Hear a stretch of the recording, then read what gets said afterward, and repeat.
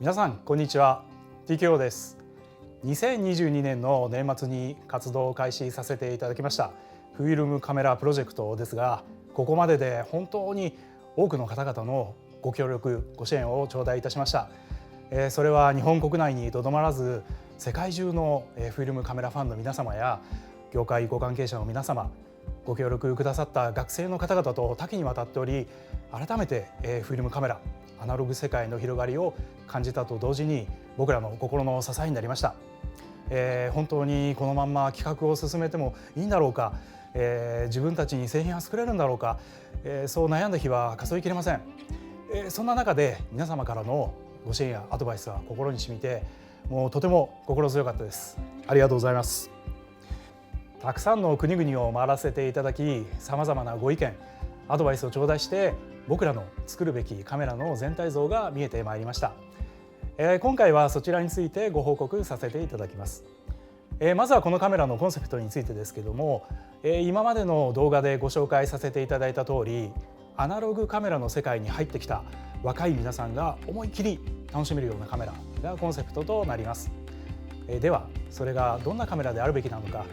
何度も繰り返して練り直してまいりました。今考えておりますカメラについて情報共有をさせていただきたいと思います。まず最初に今回は、縦構図が基本となるカメラにしようと思っています。つまりファインダーを覗いた時にすでに縦長なのでフレーミングの基本構図が縦となります。ではなぜ縦のフレーミングが良いのでしょうか。デジタル機器全盛の現代においてスマートフォンが日常広く浸透しています。スマートフォンやタブレットを使いコミュニケーションをしていく場合、縦に持って使用するのが基本となります。そのため写真を縦構図で撮影することが多く、 SNS を通した画像のやり取りなども基本縦構図の方が相性がいいんですね。現像したフィルムの写真をデータでやり取りすることが若いユーザーの皆さんの主な楽しみになっていますので、そういった意味でも縦の構図を採用することは馴染みやすく親和性が高いのではないかと考えました。基本構図を縦にすることにはもう一つ意味があります。フィルム全盛の頃と比べると現在のフィルム価格の高騰はアナログ撮影を楽しむ上で非常に厳しいハードルとなっています。撮影枚数に限りがあって、また現像代などランニングコストの問題も大きな課題です。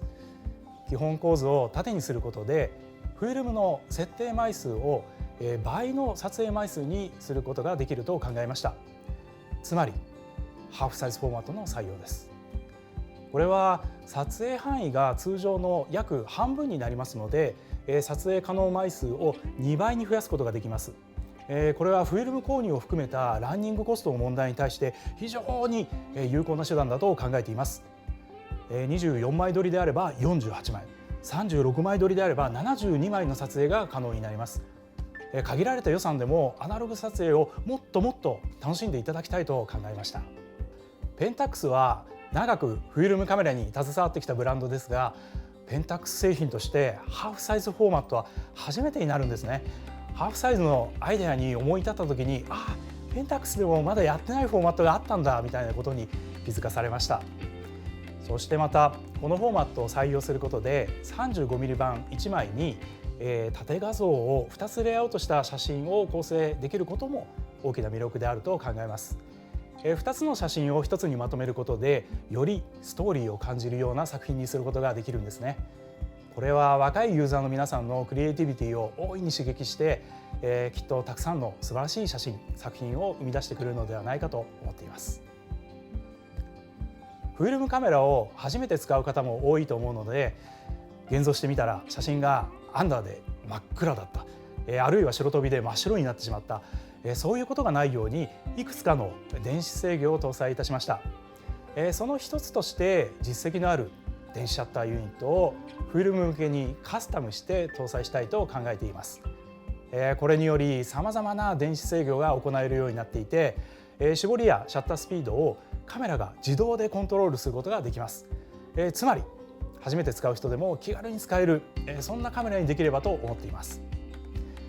カメラ任せでボタンを押せば何もかもオートでやってくれるのかというとですね、その通り、できるようにした方がいいなと思ってます。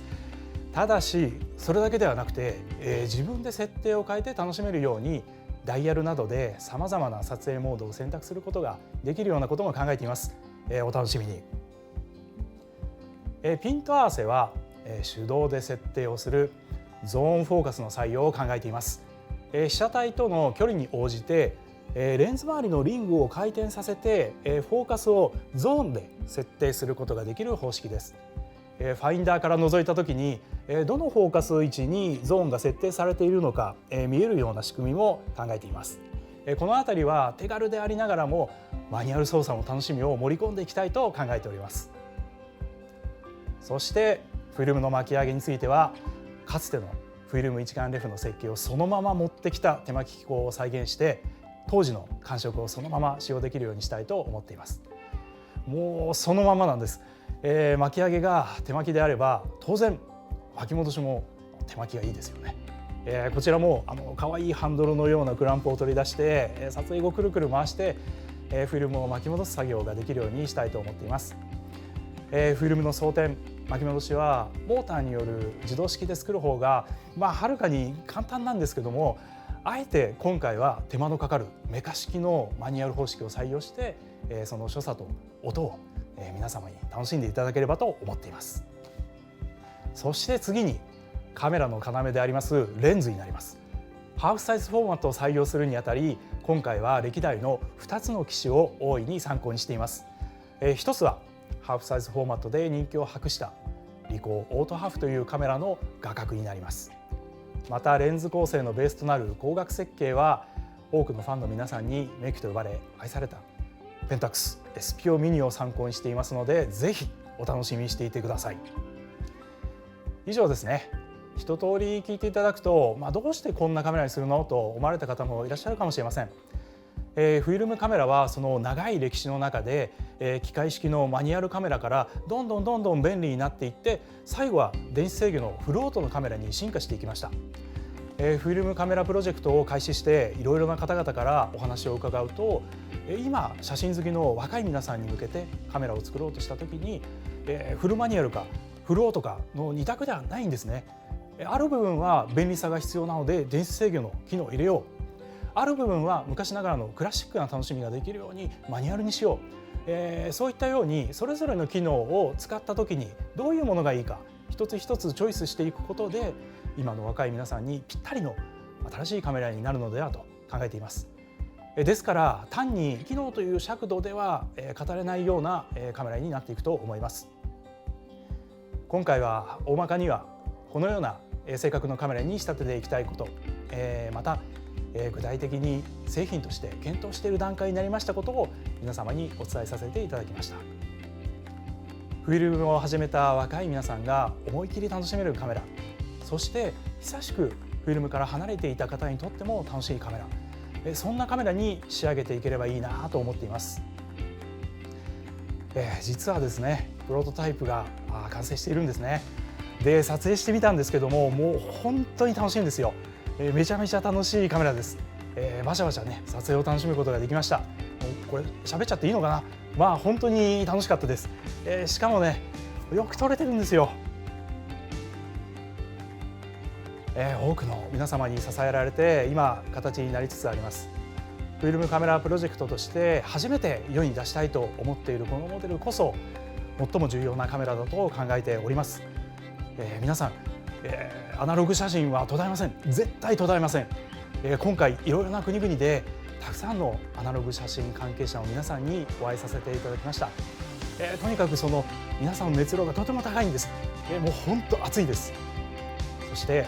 若い世代の皆さんがこれからもアナログ写真を楽しんでいってくれると信じています。そんな皆さんのために微力ながらお手伝いできたらいいなと思っています。